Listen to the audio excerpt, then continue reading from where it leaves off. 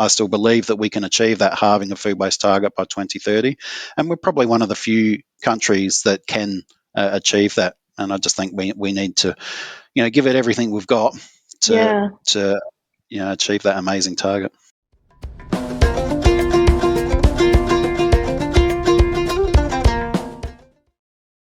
Hello, welcome everybody to this week's episode of Food Waste Matters. Food Waste Matters is a podcast that's dedicated to shining a spotlight on the people and organisations that are doing great things to reduce and transform food waste. And today, my guest is Dr. Stephen Lapidge, who is the CEO of End Food Waste Australia. Every few months, Stephen and I get together and we talk about what's happening in the area of food waste. And I'm really looking forward to hearing Steve's thoughts and views about the things that we've achieved in 2024 and the things that we're looking forward to in the food waste space in 2025. So Steve, let's start with recounting the highlights of 2024, the year that was for Food Waste Australia. Thanks, Jane. Yeah, look, it's been a really big year for the organisation. If I go back 12 months, we were hosting our annual conference at KPMG in Sydney, and we had 150 people along to that event, and spectacular views, thanks KPMG. And at that, we launched our rebrand to End Food Waste Australia, which was a huge amount of work involved in bringing our various brands and logos and so on together. And look, the feedback from that has been really good over the last year. At that particular event, we welcomed 2 new directors, or non-executive directors, Juanita Harpensum and Andrew Henderson. And I'd also like to take the opportunity to thank Robbie Davis and Elaine Pillay, who were on the board for the first 5 years of the organisation. In February this year, we launched the food service and the catering sector action plans, both really key documents for those sectors. We followed that up in March this year and launched the Horticulture Sector Action Plan, which involved deep dives into bananas and melons. And that particular sector action plan, or that work, was later awarded the AusVeg Environmental and Sustainability Award at Hawk Connections in mid last year. So it's great to see when our work gets those industry awards. In July, we had a huge July this year.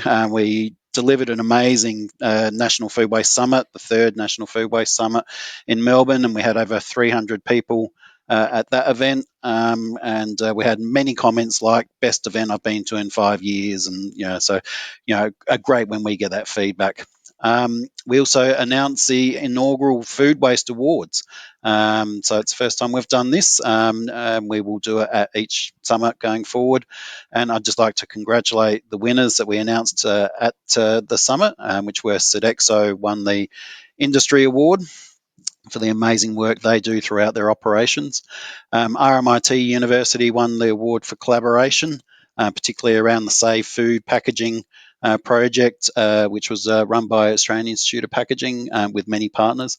And Mark Boulay won the Researcher Award for the fantastic work he has done over the years around consumer behaviour change and household interventions.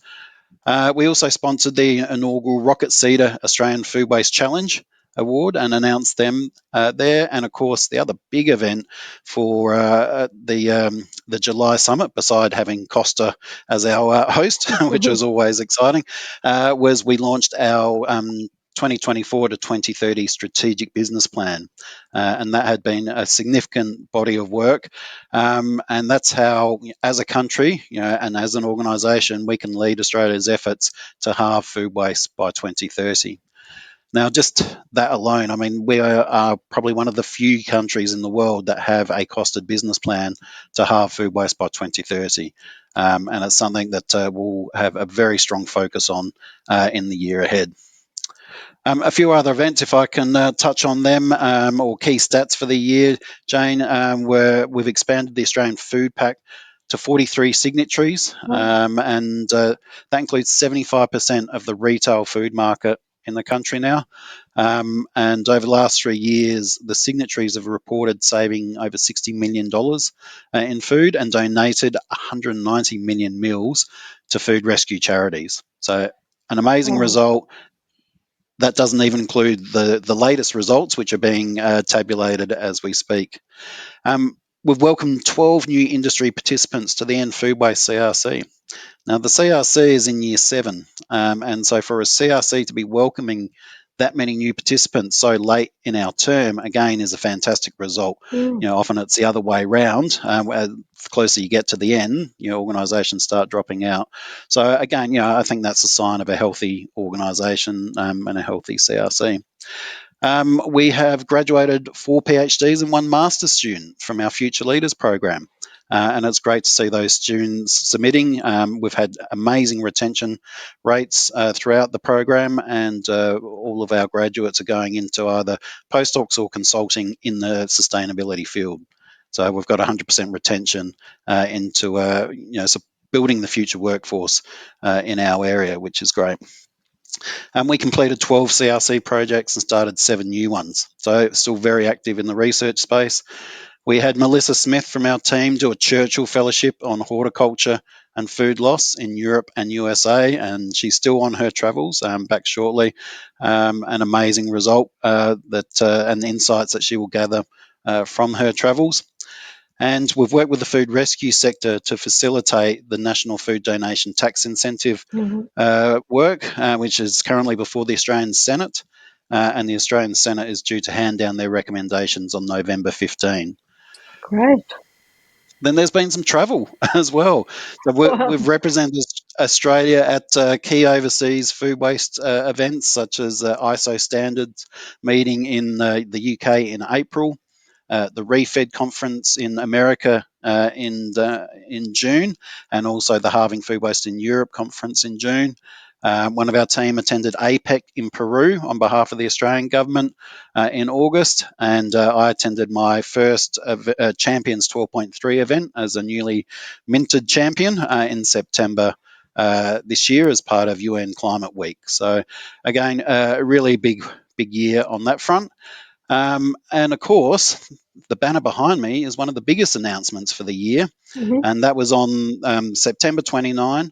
The United Nations celebrates the International Day of Awareness of Food Loss and Waste, and we use that opportunity to launch our new consumer behaviour change campaign, The Great Unwaste. Let's turn food waste around. So that's has attracted over 1,000 media articles in its first 2 weeks since the launch, and continues to be really hot in socials. And the campaign asks consumers, are you wasting more than you think? Which I think is a really important question. Mm. And as I said, it aims to turn food waste around in the coming months and years through working with lots of government and industry partners right along the food chain. So that's just a bit of a snapshot of what we've been up to in the last 12 months. Wow. A bit of a snapshot. I think that's an amazing account of just some of the things you've been doing. So congratulations to all of you at End Food Waste Australia, and to everybody out there who are doing great things to reduce and transform food waste. It really is, and a building body of work, isn't it? To really, well, it's a massive, audacious goal to halve food waste by 2030, and we're well on the way. So it's great. Yeah, just on that, I mean, we did a lot of impact modelling this year around for the strategic business plan. And our best indications of where we will land by 2030 with our current activities are we'll achieve 31%. So just over, around a third of the target. But we believe that we as an organisation can lead efforts to achieve 85% of that target. Yeah. And we believe that others around Australia that are doing amazing food loss and waste efforts can contribute at least 15% to the target. And Mm. so, as a country, I still believe that we can achieve that halving of food waste target by 2030, and we're probably one of the few countries that can achieve that. And I just think we need to, give it everything we've got Yeah. to achieve that amazing target. Yeah, it certainly does require Team Australia to Absolutely. help us do that. Well, what have you got planned for 2025? Coming off all the back of all of that, you must also have a full agenda for 2025. Maybe give us a bit of a teaser about what to look forward to in 2025. Yeah, certainly. So, look, the focus in 2025 will be squarely on delivering the 2024 to 2030 strategic business plan. And the key areas that we need to focus on from that plan is securing future funding for our industry action pillar, the campaign, and our policy pillar as well. Policy pillar is reflected in things like the tax incentives at the moment. Really critical levers that we need to pull as a country to increase food donation rates and contribute to the halving of food waste target. We still need to deliver new research, development, and extension projects that provide real industry impact. And thank you to Honey and Fox and the Riverland and Murraylands RDA. You've done a great project there around the extension arm and what we can be doing with SMEs, SME food producers, and really look to action the recommendations from that project. We'll need to recruit new food industry Australian food pact signatories. And so we've got 16 food producers in the pact at the moment. We'd love to take that to 50 because that's when we would have that critical mass throughout the various food industry sectors that we can really achieve the target of halving food waste by 2030. We need to implement the existing sector action plans, of which there's 8 out there already. And there's also a few key hotspots that we haven't mapped, seafood being one of them, around food waste. So there's a few sector action plans to do. Unless we do implementation of those sector action plans, we just don't deliver the impact that we will have modelled for in terms of the halving food waste target. That's right. We need to amplify the Great Unwaste campaign. And work with partners, whether food industry or government, local government partners, to really amplify that campaign. We're always looking to enhance our communication and stakeholder engagement efforts because, as you said before, this is a Team Australia effort, and unless we've got everyone on board, then we won't achieve that target. So that's the key focus areas for 2025. And we will put out our annual report for the last year, which will also cover those future activities in the next week, I think it is. And then we've got our AGM on November 28. Terrific. I mean, that's quite a lot of activity to be planning for 2025. Everybody is right into that planning space now. I know we are as a business, and so it's great to know that you've got that sort of future. There's a lot to be done, but you've got that sort of structured, strategic approach to it, which I think everybody really appreciates. And certainly as we move into our 3rd season of Food Waste Matters next year, we're going to be highlighting some of the people and the organisations involved in what you were talking about in 2024, but also bring forward some of the things you'll be doing in 2025. So really look forward to doing that next year, to season 3. So thank you for all of that, and gives us all things to think about over the holidays, or some of us are taking holidays. So what I thought we might do is just kind of finish, and this is the last episode of season 2 for the year, is maybe get your thoughts. You talked about the Great Unwaste. So what would your advice be to people out there listening to this podcast about what's your tips for reducing and turning food waste around over these holidays? Yeah, well, the tips are all embedded within the campaign, and so I'm not going to try and replicate them in any way. And I really like so the tips and tricks have really come out from the CRC's research, household intervention research, over the first 4 years of the CRC. Yep. But they've got a modern twist on them now, and so the first one is pack it, stack it, and chill it, and it's really around storing food properly to make sure you're increasing the shelf life or the fridge life of that food. Flexible meal planning or flexi meal planning is a really important point, particularly over the Christmas period where Mm. people are in and out and all over the place.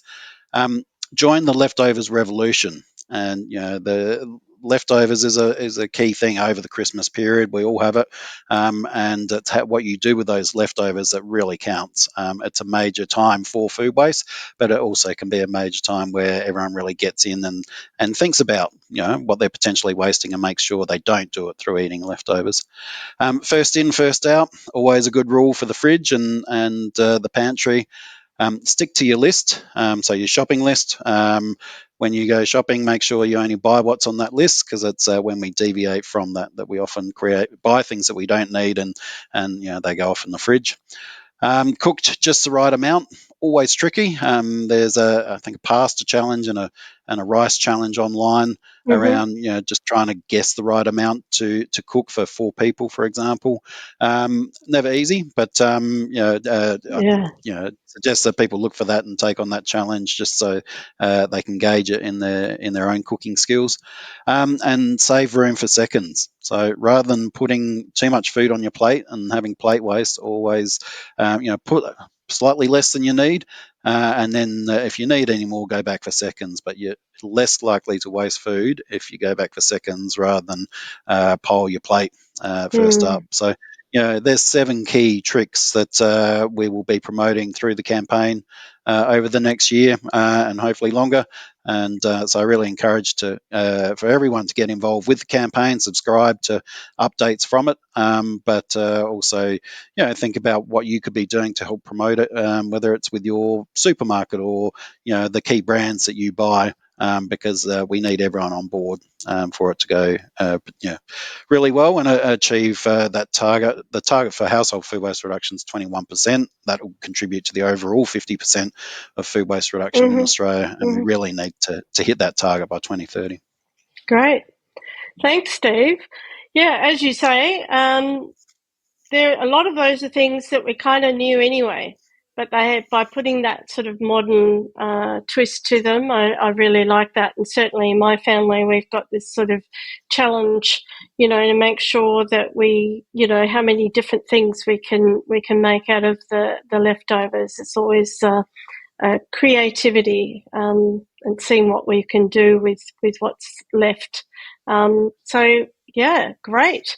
So thank you, Steve, for being with us in this season of Food Waste Matters. This is one of the regular updates we have from you. We really appreciate the support from End Food Waste Australia to bring this, because without your support, we wouldn't be bringing this podcast out. And so all I can left to do is wish you the very best, and I look forward to season 3 next year, and to reporting on all the great things that you'll be doing. So thank you very much. Thank you, Jayne. Thanks to the Honey and Fox team, and thanks to all our partners and participants. It's been a really big year, but I think it's been a very successful year, and lots more to do in the coming years. We've only got 5 years till that 2030 target, but I do want everyone to take a break and relax and recuperate over the Christmas period that's involved with the organisation, and I just wish everyone all the best for the festive season and a really safe and successful 2025. Great. Take care. Take care. Bye. Thanks, Jayne. Well, that's a wrap for season 2 of Food Waste Matters. But I just want to take a moment to reflect on some of the fantastic conversations we've had this year. We've connected with a wide range of people, from small business owners in remote South Australia who are making significant strides in reducing waste, to researchers pushing the boundaries of what's possible in sustainability. We've also heard from research students all over Australia who are shaping the future of our food systems, along with industry associations like the Australian Banana Growers Council, who are rethinking their approaches to production and food waste. So a big thank you to everyone who's tuned in throughout 2024. Your engagement is essential, and the team at Food Waste Matters certainly appreciates your support. So looking ahead to 2025, not only will we be bringing you more stories of dedication and innovation in reducing food waste, but we also plan to revisit some of our past guests to see how they're getting on. This will be a great opportunity to see the real-time impact of their efforts and learn more about their ongoing challenges and successes in reducing food waste. So thanks again for joining us this year. Keep supporting, keep learning, and let's continue to make a significant difference together. So until next time, here's to an exciting new season ahead.